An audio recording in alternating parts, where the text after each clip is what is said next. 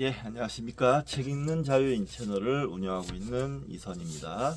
이번 시간 2026년 4월 18일 토요일, 지금 시각은 1시 18분입니다.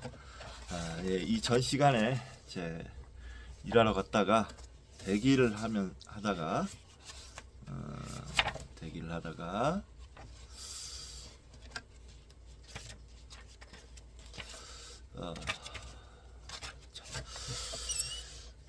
미디어 오디오북을 한 편 찍었어요. 차에서 했는데 후질구레한 모습으로 나올 줄 알았는데 생각보다 화면빨이 좀 잘 봤더라고요.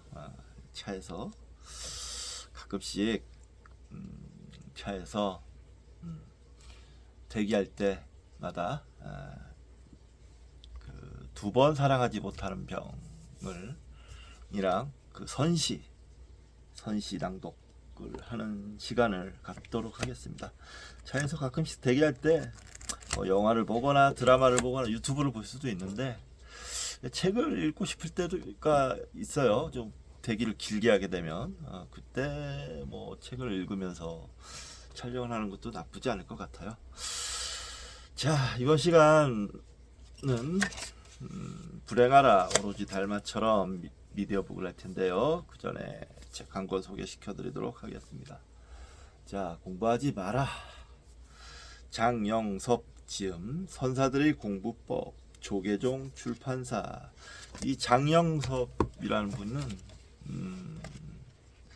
요 지금 읽고 있는 불행하라 오로지 달마처럼의 본명이에요. 웅연이라는 분의 본명. 제가 이분 책을 지금 읽고 있는데 불행하라 오로지 달마처럼 아주 반했습니다. 글도 잘 쓰시고 생각도 굉장히 깊고 배울 점이 많은 것 같아서 이분 책을 좀 다 한번 사보려고 합니다. 그래서 지금 일단 두 권을 샀는데 제가 딱 두 분을 발굴을 했어요. 이분들 책은 내가 이 방송에서 다 소개 한번 언젠가는 꼭 소개를 시켜드려야 되겠다. 다 읽어봐야 되겠다 이 방송에서 라고 마음먹은 분이 두 분인데, 첫 번째가 이분 웅연 장영섭. 이분의 책들은 다 사서 이 방송에서 한번 소개를 시켜드려야 되겠다 생각하고 있습니다. 너무 내용이 좋고요. 감동을 제가 좀 많이 받았습니다. 그리고 두 번째는 정화스님. 제가 공부 앞에 제 방송의 앞쪽을 보면 대승기신론, 뭐 필사, 뭐 낭송 맞나? 아무튼 뭐 해가지고 조금 해놓은 게 있는데, 저 정화스님도 글을 굉장히 잘 쓰시고 내용이 그분은 강의록이지, 강의록이니까 글을 썼다고 할 수 없고, 아무튼 내용이 굉장히 심오합니다. 그래서 이분도 내가 다 공부를 해봐야 되겠다 싶어서 이분 책도 다 샀어요. 정화스님과 웅연 거사님이라고 해야 될까요? 웅연 거사님. 이분들 책은 제 방송에서 언젠가 시간을 들여서 꼭 다 한번 읽어보는 시간을 갖도록 하겠습니다. 혹시 지적 재산권 문제가 걸릴 수도 있는데, 제 방송은 몇 명 보지도 않고 광고료가 나갈 일도 없고 하니까 제 멋대로 해도 크게 문제 없겠죠. 혹시 지적 재산권이 걸린다면 지금 여기서 선언을 하겠습니다. 이분들 책을 읽어서 저에게 수익이 난다면, 만약에 난다면 제 방송으로 인해서 다 이분들에게 돌려드리도록 하겠습니다. 제 몫이 아니기 때문에 저는 단지 이분들의 좋은 글을, 좋은 책들을 여러분들과 나누고 싶어서 이렇게 말씀드리는 겁니다. 자, 공부하지 마라 선사들의 공부법. 장영섭 1975년 서울에서 태어나 연세대학교 철학과를 졸업했다. 저랑 갑이라고 했어요. 2002년 불교신문 기자로 입사해 현재 취재차장으로 재직 중이다. 이 책이 2006년인가 나왔기 때문에 지금은 아마 다른 일을 하고 계시지 않을까 뭐 이런 생각도 드는데 2009년에 나왔네요. 예. 지은 책으로는 44인의 조계종 고승들과 대담한 내용을 엮은 그냥 살라, 스님들의 교육기관인 강원의 어제와 오늘을 이야기한 떠나면 그만인데, 전국 42곳 사찰에 깃든 풍물과 역사에 관한 인문학 에세이, 길 위의 절이 있다. 이 책들도 다 사야 됩니다. 쿠폰이 모이는 대로 사도록 하겠습니다. 자, 차례 읽어볼까요? 차례가 좀 많은데 천천히 한번 다 읽어보죠. 뭐. 자, 머릿말 1장 공부 무엇을 위한? 사방팔방이 공부. 나는 공부한다. 고로 승리한다. 사람 구실을 하려면 뭐라도 배워야지. 고슴도치의 지혜. 나 본분으로 돌아가리라. 죽음에서 벗어나는 방법. 생각에 대해 생각하지 마라. 세상은 이불과 같다. 나는 없다. 있어서 없고 없어서 있는 것. 삶은 동그라미다. 나는 봄바람이다. 참새는 참새이기 때문에 부처다. 2장 걱정하지 마라. 너가 부처다. 바른 법을 구하지 마라. 마음 밖에선 아무 일도 일어나지 않는다. 마음을 꺼내놓으라. 무심이 진심이다. 행복은 불행이 보낸 천사. 약을 많이 먹으면 병이 나을까? 깨달아서 뭐 하려고? 어둠도 빛이다. 마음, 세상의 모든 것. 지엄아, 법 받아라. 기왓장 깨지는 소리에 인생을 알아버렸네. 본능적인 존중, 고함과 몽둥이, 지금 당장 내려놓아라. 견물생심은 숙명이지만 깨달아도 달라지는 건 없다. 벽돌을 간다고 거울이 되겠느냐? 깨닫지 못했다고 자책하는 마음이 바로 부처의 마음. 돈은 닦아서 되는 것이 아니다. 일부러 수행하지 마라. 아무 일도 하지 않는다. 노동만한 수행도 없다. 보살은 나면에서도 만난다. 나무는 노래하고 돌은 춤춘다. 깨달음 안에 깨달음은 없다. 주먹은 주먹이 아니다. 본래 부처도 없는데 중생이라고 있겠는가? 지금의 나는 너 때문이다. 이것도 아니고 저것도 아니고 이것도 저것도 아니고 이것 아닌 것도 저것 아닌 것도 아닌 것 3. 모두가 허튼 소리. 부처님은 뒷간의 병기다. 그날을 가지고 놀아라. 나를 밟고 가야 내 아들이다. 위대한 오줌, 신령한 먼지, 무의진인, 콧뚜레를 용납하지 않는 소. 황제여, 너는 멍청하다. 괜찮다, 나아질 것이다. 3장 활인검. 나의 선은 도둑질이다. 밥을 먹고 해야 할 일. 은군자가 은근자로 변한 이유. 웃기면서 죽는다는 것. 일부러 가난하게 사는 일. 고양이를 이해한다는 것. 벼랑 끝에서 살아남는 방법은 떨어지는 것뿐이다. 판을 깨다. 맨몸으로 살다. 사무치지 않으면 아무것도 안 된다. 숫자 노름. 고통에서 쉬다. 잘하는 망상의 유익함. 기꺼이 빼앗기고 기꺼이 짓밟히다. 추울 때는 추위가 되고 더울 때는 더위가 되라. 버리지 않으면 채울 수 없다. 등장 밑이 어둡다는 것. 아침형 인간이란 폭력. 그냥 살다 간다. 재수와 창렬하는 부처님. 패배의 힘. 늙는다는 건 살아있다는 가장 확실한 증거. 재밌겠네요. 예, 짤막짤막한 에피소드인 것 같은데 이 책을 우리 저 대기할 때 차 안에서 읽어도 좋겠어요. 짤막짤막하니까 생각해 보겠습니다. 자, 이번 시간 불행하라 오로지 달마처럼 2장입니다. 우리는 너무 오랫동안 속살을 스스로 파먹었다. 이 얘기는 전에 했습니다. 잘남을 향한 정신적 아우성과 몸부림, 공덕도 성스러움도 없다. 양무제, 짐이 즉위한 이래 절을 짓고 경을 쓰고 스님을 기른 것이 셀 수가 없다. 어떤 공덕이 있겠는가? 달마, 전혀 공덕이 없다. 양무제, 왜 그런가?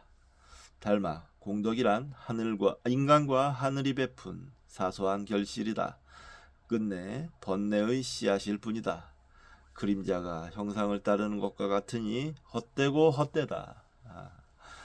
양무제, 진정한 공덕이란 무엇인가?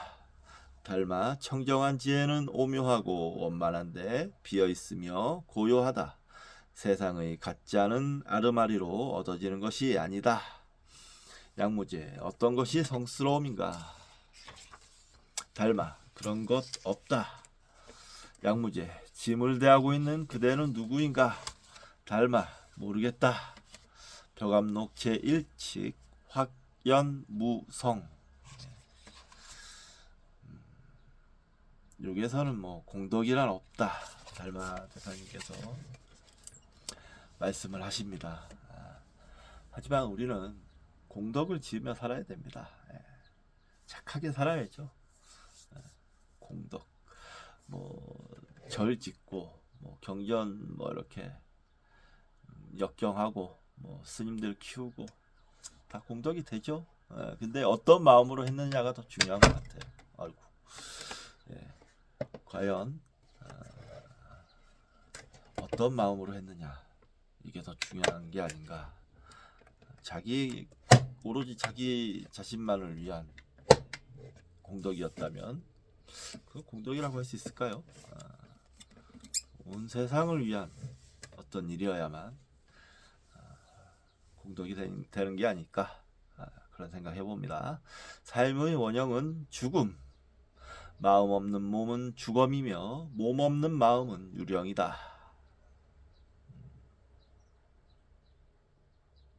그렇죠. 일을 할 수도 자식을 낳을 수도 놀이를 즐길 수도 없다. 마음은 몸에 얹혀야만 살 수 있는 법이다. 허나 질병과 갈등에 평생을 시달려야 하는 게 또한 몸이다. 그러니까요. 참 애석하고 서글프고 그렇습니다. 평생 안 아프고 편안히 살다 가면 얼마나 좋을까. 하지만 만약에 그런 삶이 있다면 철이 안 들 겁니다. 아마. 불경에도 몸 아프기를 바라지 말라라는 어떤 보왕산매론인가, 거기에 나오는 구절이 있는데, 몸이 아픔으로써 사람이 겸손해지고 그런 거죠. 몸 아플 때 내가 얼마나 나약한 존재인가를 깨달을 수 있지 않습니까? 또 깨달아야 하고요. 몸이 아플 때, 몸이 아픈데도 바닥바닥 저기 허세 부리고 하는 사람은 좀처럼 보기 힘들고, 만약에 그런 사람이 있다면 정신병자죠. 몸이 아플 땐 무조건 겸손하게 자신을 낮추고, 우리 존재가 얼마나 나약하고 허무한가, 이런 거 무상한가, 이런 거 좀 깨달아야 됩니다. 넘어지기 일수에 욕먹기 십상인 몸을 마음이 돋고 달래서 다시 움직이게 하고 빌게 한다.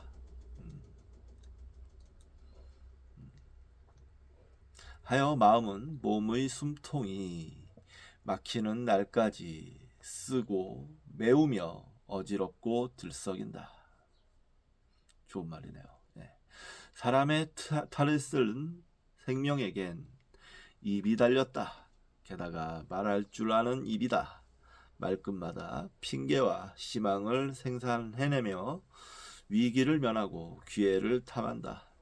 죽음에 대한 의도적인 망각도 생존 전략 가운데 하나. 언젠가는 죽는다는 것을 애써 모른 척하면서 자신의 삶을 부지런히 지키고 집요하게 가꾼다. 때로는 남의 죽음을 앞당긴다. 여러분은 죽음을 생각하십니까? 저는 자주 생각하는 편인 것 같습니다. 예. 요즘에 이제 좀 약간 죽음에 대한 어떤 잡히는 게 있는데, 뭐 그냥 간단하게 말씀드리자면, 정말 열심히 살다가 자기 에너지를 모두, 자기에게 주어진 에너지를 모두 소진하고 촛불이 훅 하고 꺼지듯이 그렇게 꺼져서 사라지는 죽음을 꿈꾸고 있습니다. 그게 가장 멋진 죽음이지 않을까, 그런 생각을 좀 해봅니다. 네. 죽어가는 마당에 막 힘이 남아있으면 괴롭잖아요. 이건 빨리 죽지도 않고 괴로움이 계속되고, 그러면 참 좀 불행할 것 같아요. 예. 자, 그러나 삶의 원형은 죽음이다. 순서와 형식의 차이가 있을 뿐 어떤 식으로든 공평하게 파국을 맞는다. 그렇죠. 모두 죽는다. 이 자체가 어떤, 뭐랄까요, 위안 같은 거를 주는 것 같아요. 절대적인 평등 아닙니까? 위안을 줍니다. 그러나 했고요. 그래도 죽기는 죽도록 싫다는 게 인류 본연의 감정이다. 더구나 목숨에 집착하는 자들이 너무 많다는 게 문제다. 내가 원하는 만큼의 복을 누리기엔 가득이나 좁은 아랫목에 이런저런 뱃살들이 가득하다. 그래, 그렇습니다. 인상 깊게 읽다가 말았지만 인상 깊었던 어떤 책이 있는데, 특이점이 온다라는 책이에요. 커즈와일, 레이 커즈와일이었나? 그 사람이 그 책에서 그런 주장을 합니다. 인간이 곧 있어 죽음을 정복할 것이다. 왜냐? 인간의 기술은 지금 기하급수적으로 발달하고 있고, 그 특이점이 얼마 남지 않았다. 그 특이점이 오면 인간이 모든 것을 통제한다. 심지어 죽음까지도. 뭐 이런 식으로 얘기를 하는데, 글쎄요. 이 우주도 빅뱅으로 인해 생겨났다고 하잖아요. 폭발해서 시작이 있는데 언젠가 끝이 있을 텐데, 그걸 인간이 막을 수 있을까? 그랬을까요? 막는다 손 쳐도 영원할 수 있을까? 그런 건 없다고 생각해요. 없습니다. 그런 건 없다고 자신 있게 말할 수 있을 것 같아요. 없기 때문에 그 없음에 우리는 기반을 두고 살아야 되는 게 옳은 자세가 아닌가 생각합니다. 안 죽으려고 바득바득 뭔가 노력을 하는 인간의 모습들이 있는데, 뭐 나쁘지 않아요. 뭐 그런 도전 좋습니다. 하는데 모르겠어요. 근데 그게 좋은 결과를 낼 것 같지는 않아요. 뭐 수명을 늘리는 정도가 될 텐데, 수명이 늘어나서 생기는 문제가 더 많을 것 같거든요. 적당히 한때 죽는 것보다. 그런 생각을 좀 해봅니다. 통제라. 뾰족한 수가 없음을 알면서도 마음은 수시로 칼을 갈거나 기도를 한다. 마음과 마음이 만나면서 새끼가 생기고 마음과 마음이 부딪히면서 피가 튄다. 마음을 가지런히 모은 채 무언가를 도모하기도 한다. 누군가는 적선을 하여 삶의 연장을, 누군가는 공덕을 지어 삶의 영원을 꿈꾼다. 공덕을 지었다 해도 그 공덕이라는 건 소진되게 마련입니다. 금강경에도 나와요. 이 우주를 칠보로 가득 채우는 보시를 한다 해도 중생들에게 이 금강경 한 구절을 외워주는 것보다 공덕이 못하다, 이런 내용도 있습니다. 공덕이라는 건 언젠가 소진되는 것. 그렇다고 해서 공덕을 짓지 말라는 건 아닙니다. 공덕을 지면 살아야죠. 모순 같지만 그게 맞아요. 또 모순 같지만 모순이 또 우리 삶에 민낯이기도 하고요. 그러니까 모순이지만 그렇게 살아야 됩니다. 공덕을 지으면서 착하게 그 기반 위에서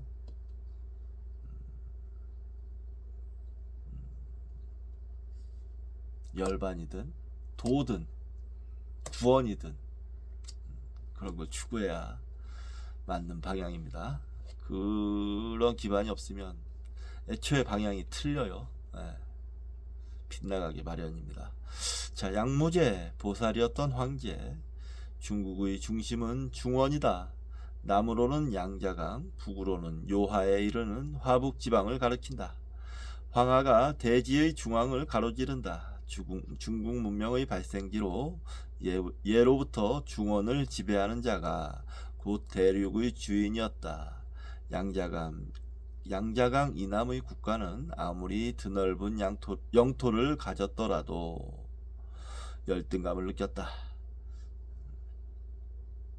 오랑캐라고 했죠. 오랑캐.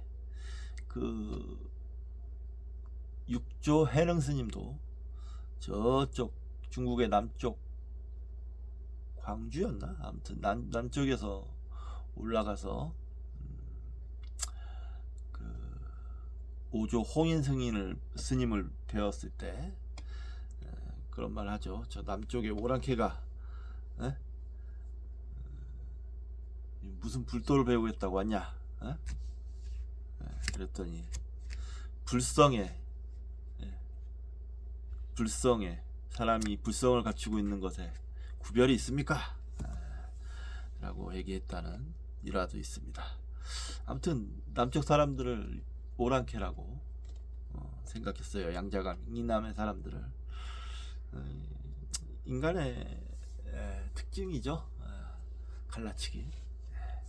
인간의 특징이기 때문에 정치 수단으로도 잘 쓰이고, 그 갈라치기에 우리는 언제든지 휩싸여가지고 미쳐버릴 수 있습니다.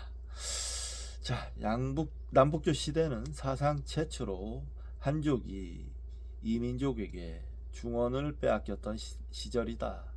공간적으로는 사분오열, 시간적으로는 화무 11홍에 빗댈 수 있는 혼돈의 세월이었다. 사분오열은 그렇다 치더라도 화무 11홍이라는 건 이제 열흘 동안 그냥 뜻대로 글자 순서대로 풀이해 보겠습니다. 꽃은 없다. 열흘 동안 붉은. 열흘 동안 붉은 꽃은 없다. 그러니까 영광은, 모든 영광은 한계가 있다. 영원하지 않다. 자, 서기 432년부터 589년까지 북조는 다섯 오랑캐가 13의 나라를, 한족이 3개의 나라를 쌓고 허물었다. 5호 16국이라고 역사 시간에. 자, 보십시오. 남조는 송, 제, 양, 진의 순서로 국호와 태조가 바뀌었다. 남조의 양을 건국하고 무제로 등극한 소연 464년에서 549년 올해도 사셨네. 는 중국 역사에서 가장 불심이 깊었던 황제다. 본래 유교와 도교에 흥미를 느꼈으나 불교를 만난 뒤에는 곁을 주지 않았다. 불사면 불사, 경악이면 경악, 계율이면 계율에서 끝장의 모범을 보여줬다. 동서구금을 막론하고 손꼽을 만한 착한 권력이었다. 신에 필적하는 오만과 쾌락과 사치를 누릴 수 있었음에도 금욕과 검소로 일관한 생활은 고승대덕을 무색해 했다. 교단과 국민들은 황제보살 또는 보살천자라고 떠받들었다. 그가 제위한 48년 동안 중국인들은 펄펄 살아 숨쉬는 불국토를 봤다. 아름다운 시절이었을 것 같아요.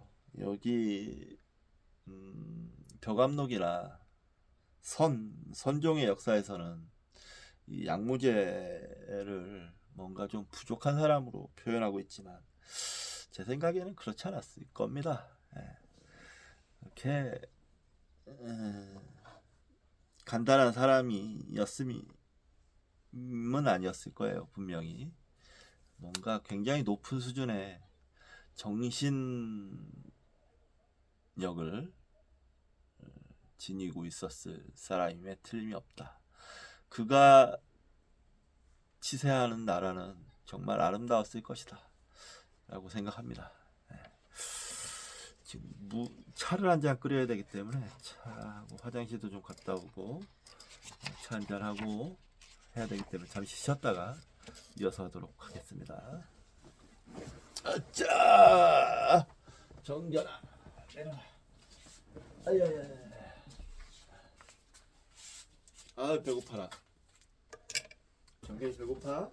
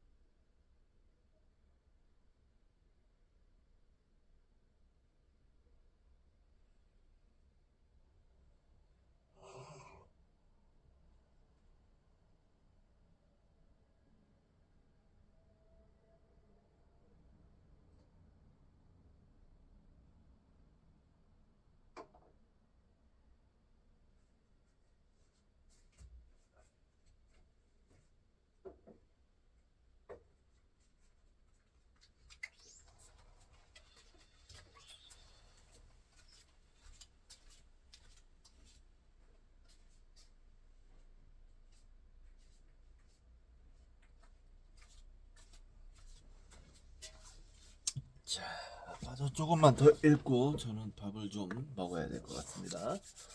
밥 먹고 오늘은 야구가 2시부터 시작을 하니까 지금 2시가 넘었는데 야구를 좀 보면서 필사를 하지 않을까, 밥 먹고 나서 그렇게 생각합니다.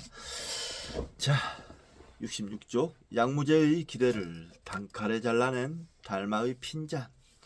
전국에 지은 절만 3천여 개다. 스스로 보살계를 수지하면서 권속과 백관을 비롯해 일반 서민들까지 계를 받게 했다. 동태사 반야심경 강설법회에는 외국의 사신까지 끌어다 앉혔으며 14일간 계속된 법회의 참여 인원은 30만 명이었다. 친히 절에 머물며 청소를 하고 스님들의 옷을 빨기가 수차례였다. 술과 고기를 끊고 1일 1식을 실천했다. 밥상엔 콩과 간장뿐이었다.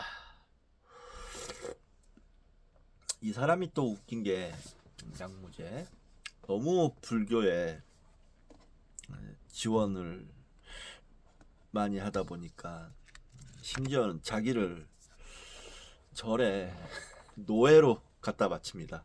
그러면 이제 그 밑에 신하들이, 대신들이 그 절에다가 돈을 주고 황제, 노예가 된 황제를 사오고 그런 식으로 절에 시주를 하고 했다고 합니다. 괴짜였어요, 생각해보면. 피치 못하게 사형에 처해야 할 때는 펑펑 울었다. 단주육문을 공포해 술을 못 마시게 하고 제사를 지낼 때 살아있는 짐승을 죽이는 것을 금했다. 너무 심한데, 술을 못 마시게 하면 반발이 이게 무지막지했을 것 같은데요. 아름다웠을 것 같다는 아까 그 얘기를 취소해야 될 것 같습니다. 아주 끔찍했을 것 같습니다. 술도 못 마시게 하는 이런 전체주의적인 어떤 이런 거 참 안 좋네요. 예. 재물은 과일과 채소로 대신했다. 교리에도 밝아 경전의 주석, 소가 수백 권에 이른다. 전국의 도관을 폐쇄하고 도사들을 환속시키면서 불교와 경쟁했던 도교의 씨를 말렸다. 부족하긴 부족한 사람이었네요, 양무제. 이러면 안 되는데.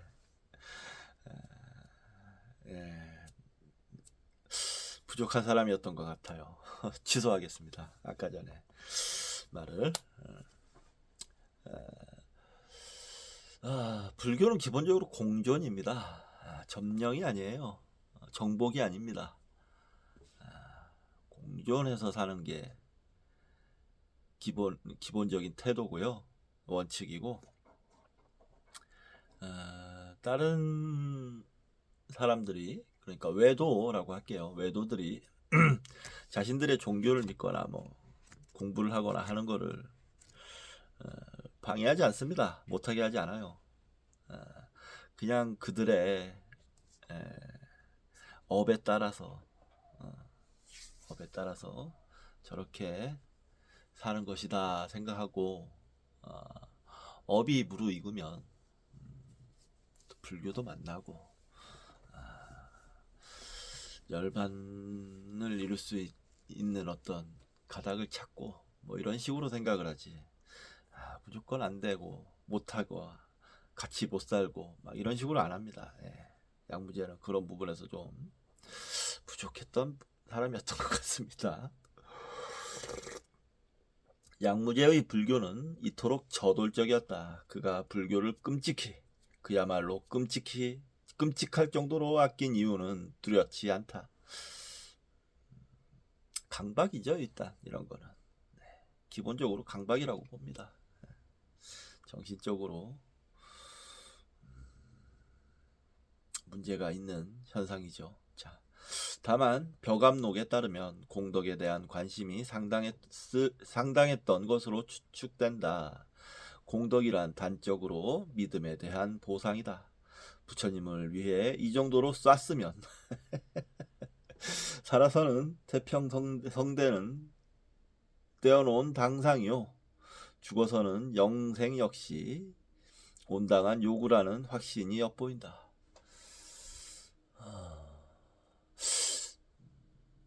잘은 모르는데 양나라가 그렇게 오래 가진 못했어요. 양무제도 말년에는 무슨 일이 있었던 것 같은데 잘 모르겠습니다. 이랬던 그에게 인도에서 달마가 왔다. 성스러운 부처님의 땅에서 온 큰 스님이라니 확답을 받고 싶었을 것이다.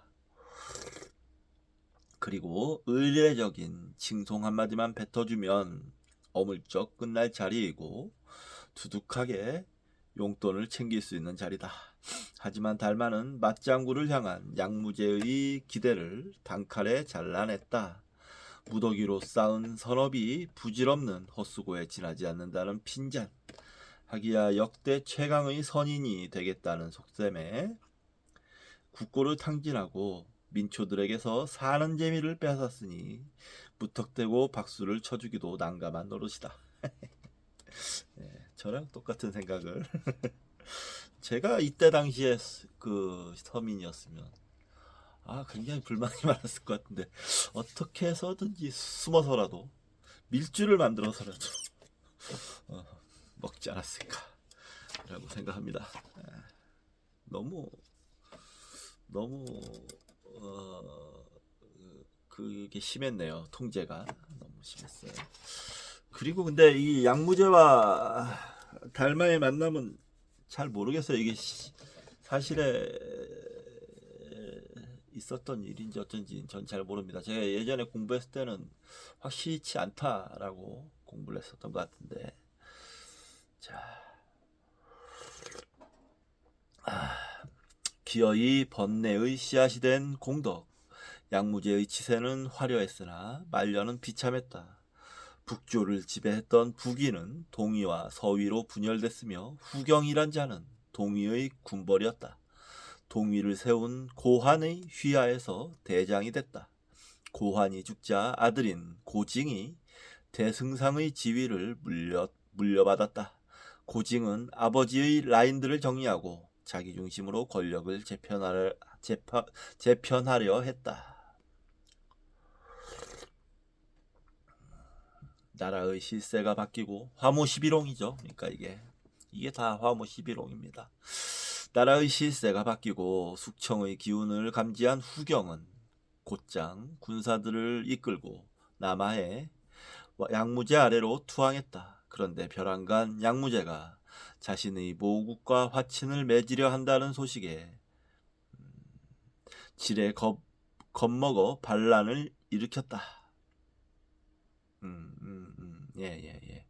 그러니까 후경 548년 후경의 난, 후경이란 자가 내려와 투항을 했는데 양무제가 자기가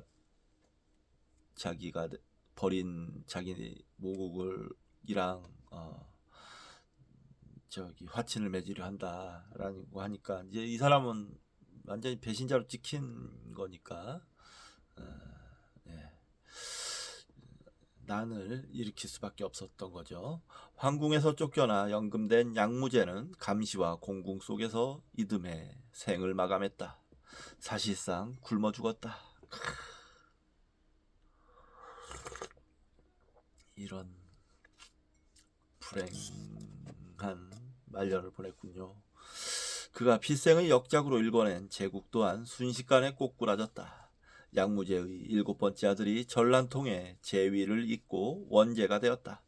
원제란 칭호는 수도를 옮기면서 새로 시작하겠다는 다짐이었으나 이미 국력은 8할 이상이 뜯겨나간 상태였다. 이러면 유지되기 힘들죠. 후경의 난을 진압한 진패선이 또 다른 정변에 죽은 원제의 아들을 옹립했을 때 멸망은 태풍 앞의 촛불이었다. 얼마 안 가서 진의 건국 557년 양자강 이남은 진패선의 나라가 되었다. 인생 무상이나 곧십자고 그토록 갖다 바치지는 않았을 것이다. 양무제의 투철하고 염결했던 신행과 황망한 종말과의 개연성은 확실치 않다. 어찌됐든 그가 조석으로 빌었던 공덕은 없었던 셈이다. 인간과 하늘이 베푼 결실은 부하가 배신하고 천명이 변심하면서 흔적도 없이 사라졌다. 지체 높은 불자의 크고 빛나는 업적은 달마의 말대로 기어이 번뇌의 씨앗이라는 본 모습을 되찾아 쪼그라들었다. 그러니까 아까 제가 처음에 말했던 이 사람의 공덕은 오로지 자신만을 위한 공덕 쌓기였던 것 같아요. 진정한 공덕은 세상을 위한 이타적인 마음에서 생겨나죠. 그런 공덕이 부족했던 것 같아요. 그러니까 난이 일어나도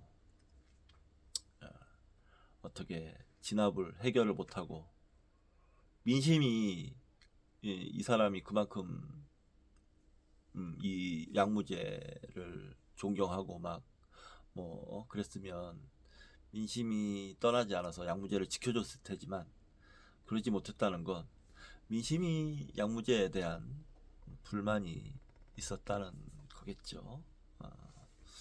그렇게 추측할 수 있을 것 같습니다. 사라지니까 살아가는 것이다. 사라지니까 살아가는 것이다. 제가 말씀드렸는데 제 입장도 말씀드렸는데 제가 사는 이유, 근본적인 이유는 저에게 주어진 삶을 살아가야 하기 때문입니다. 포기할 수도 없고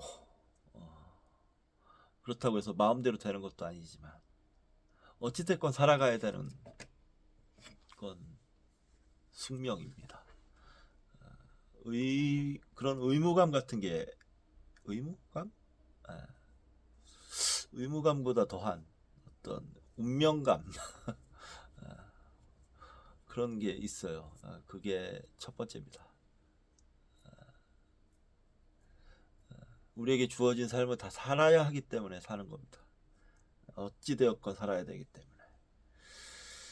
자, 자비도량 참법 먼저 간 황후의 극락왕생을 빌요량해 양무이가 손수 엮은 기도서라 전한다.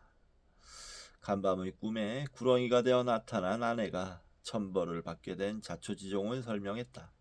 이에 남편은 영험하다는 제문을 가려 뽑아 생전의 고약한 성질머리에서 비롯된 그녀의 죄업을 씻어주었다. 또 부인은 그다지 싹싹하지 못한 모양이죠. 그래서 불교에 그냥 쳐다보기가 싫어서 부인이 그래서 불교에 심취했던 건 아닐까요? 부인이 예쁘고 착하고 뭐 이렇게 사랑스럽고 하면 신경이 온통 부인에게 갈 텐데 그러지 못했던 게 아닐까요? 자비 도량 참법 기도는 오늘날 국내 사찰에서도 기복과 치유를 목적으로 유행 중이다. 묻과 바다에 떠도는 넋들을 달래준다는 수륙제 역시 양무제가 고안했다는 일설이다. 망자의 우라통을 어루만져주는 행위의 뒤춤에선 현세의 안녕과 내세의 본전치기 이상을 보전받고 싶다는 응달의 의도가 곧잘 발견된다. 그랬겠죠. 경전이 만들어진 이유가 의도가 많이 보이니까요. 왜 사냐곤 웃지요라는 유명한 시구는 전원 생활에 대한 찬미를 넘어 어리석은 질문에 대한 냉소를 품고 있다. 살아감에 이유가 없으며 생명의 목적은 생명이다. 그러니까요.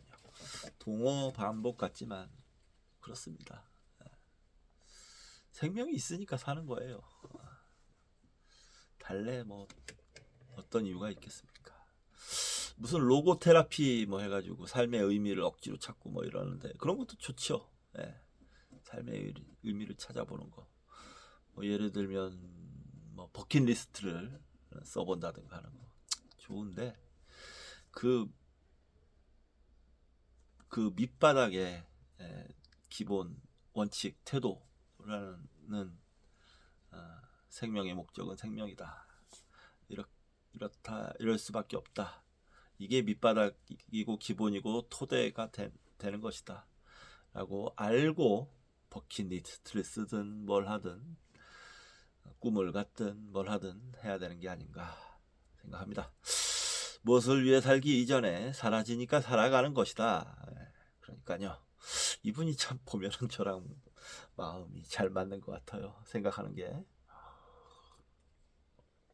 죽기 직전에도 삶의 끝물까지 쪽쪽 핥아 먹다 가고 싶은 게 삶의 숙명이다.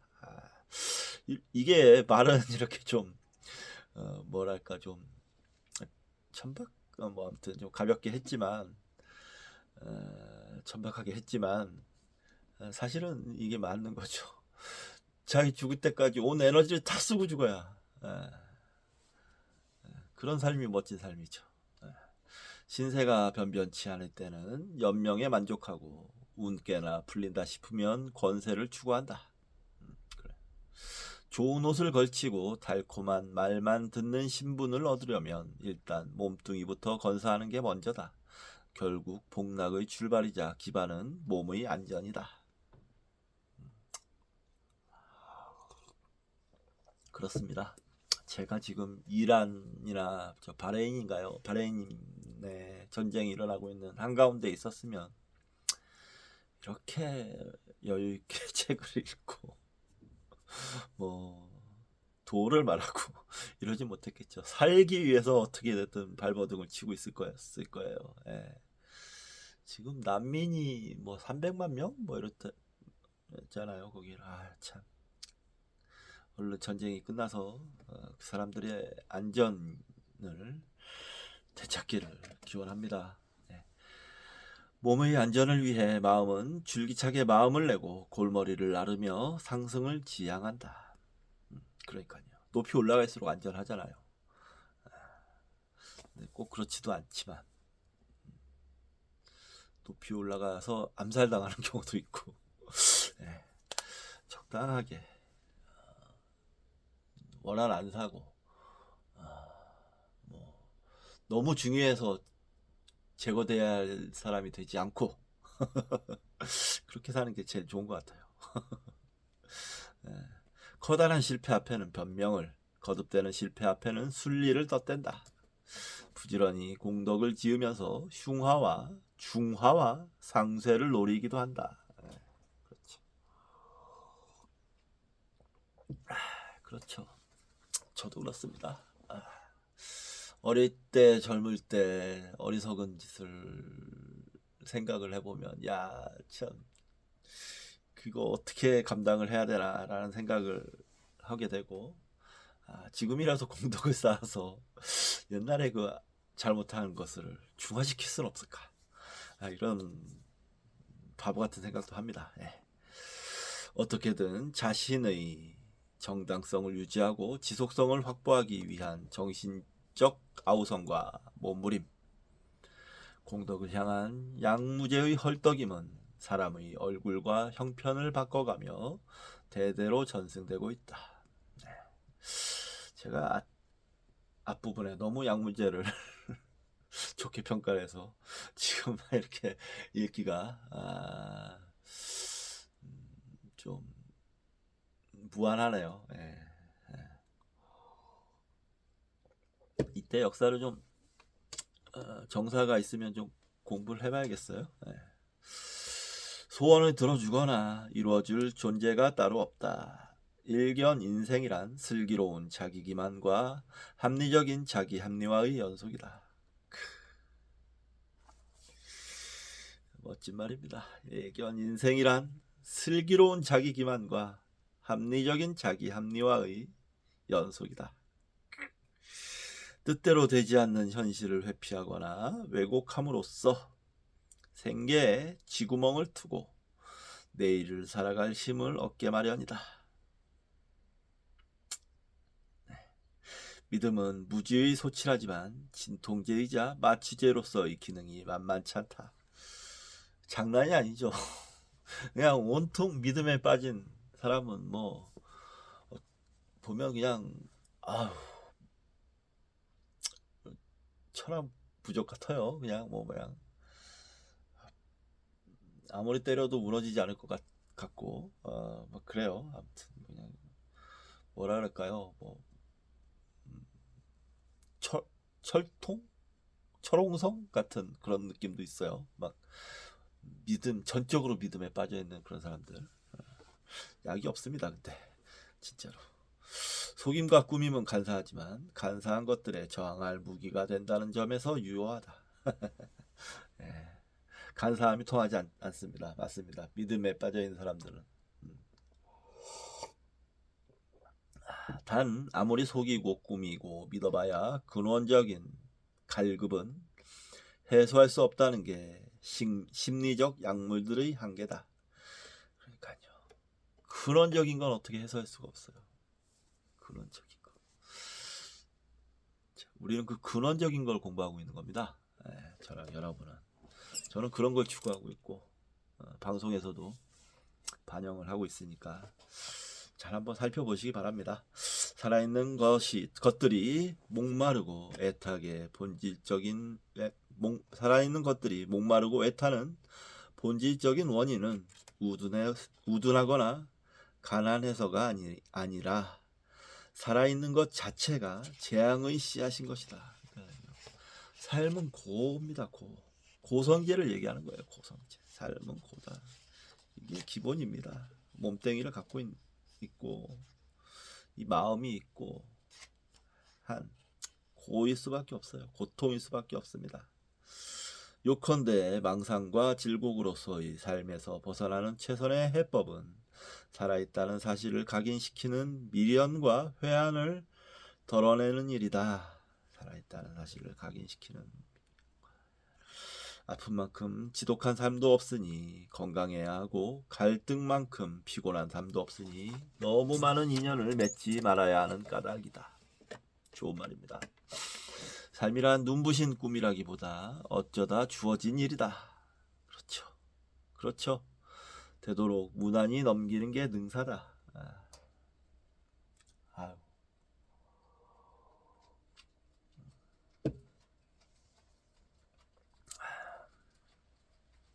그렇습니다.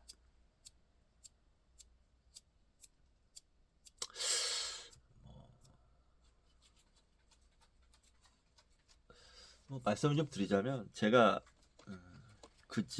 이번 주에 그걸 봤어요. 그 드라마 스토브리그를 봤습니다. 두 번째 보는 드라마인데 재밌어서 두 번을 봤는데 거기에서 이제 주인공이 정의롭고 지혜롭고 해서 악한들과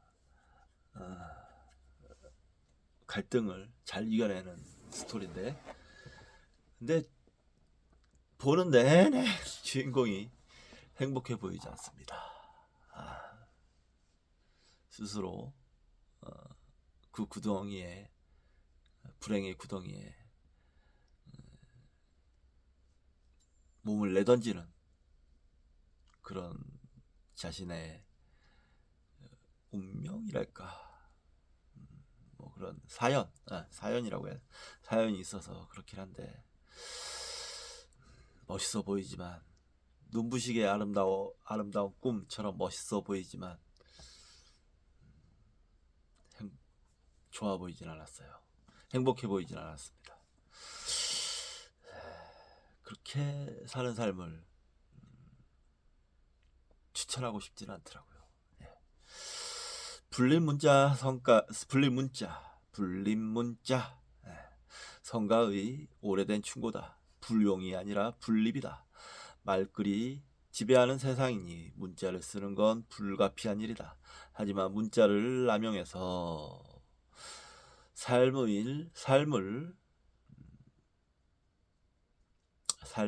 고정관념 안에 구속시키지 말라는 책은이다. 립, 설립, 서지 못한다. 문자는 서지 못한다. 무슨 뜻인지 아시겠죠? 그 무엇이 아니건 그 무엇이 아니거나 그 무엇이 되지 못했더라도 모든 사람은 사람이므로 사람답다. 다시 말해 문자를 세우지 말라는 건 온갖 의미와 가치로부터 해방을 뜻한다. 삶에 대해 해석하지 말고 평가하지 말라는 이야기다. 지금 여기 존재한다는 것 너머에는 아무것도 없거나 덫이 있다. 제가 전에도 말씀드렸지만 이렇게 높은 수준의 어떤 가르침을 갖고 계신 가르침은 망각을 합니다. 보통 그 중간 단계를. 사실은 문자를 공부하고 공부 뭐 문자든 뭐든 공부를 해야 이 수준까지 도달할 수 있어요. 어떻게 공부 하나 안 하고 도달을 합니까? 그 과정에서 문자도 보고 뭐 영상도 보고 뭐 여러 가지로 공부를 하는 거죠. 운동도 하고 명상도 하고 이런 겁니다.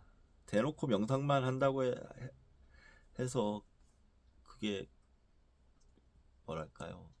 가장 효과적인 것 같지도 않더라고요. 제가 본 결과로는. 예. 미치기 십상이에요. 어떤 경전이나 이런 책을 공부하지 않고 명상만 장창한다? 위태롭습니다. 제가 보기에 위험합니다. 그러니까 공부를 해야 합니다. 예. 이런 공부. 자기 정신 수준을 높일 수 있고 정신력을 강하게 시킬 수 있는 공부. 그게 기본이 되어야, 그게 기초 체력인 거예요. 예, 기본이 되어야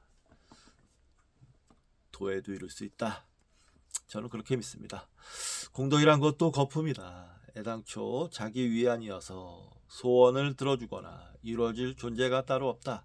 상상의 산물이거나 헛된 연금술이거나 입에 발린 상혼에 불과하다. 네, 상업적으로 이용되죠. 대표적인 게 대표적으로 꼴사 나온 게 굿하는 게 저는 그렇게 안 좋아 보이더라고요. 상상의 산물이건 했고요. 심지어 무심일 때는 공덕에 대한 집착은커녕 삶조차 발생하지 않는다. 그래서 이른바 자성청정심이란 깨끗하다 보다는 허허롭다는 느낌에 가깝다. 무심, 무심. 우리가 비록 이렇게 유한 것들을 공부하고 있지만 그 근본의 무는 항상 염두에 둬야 된다는 거 아까 말씀드렸습니다. 바깥으로만 싸돌아다니던 마음, 헛것과 손을 잡고 몸을 섞던 마음을 수거해 밥을 먹이고 잠을 재운다. 곤히 잠든 마음은 사치를 보채지도 무욕을 칭얼대지도 않는다.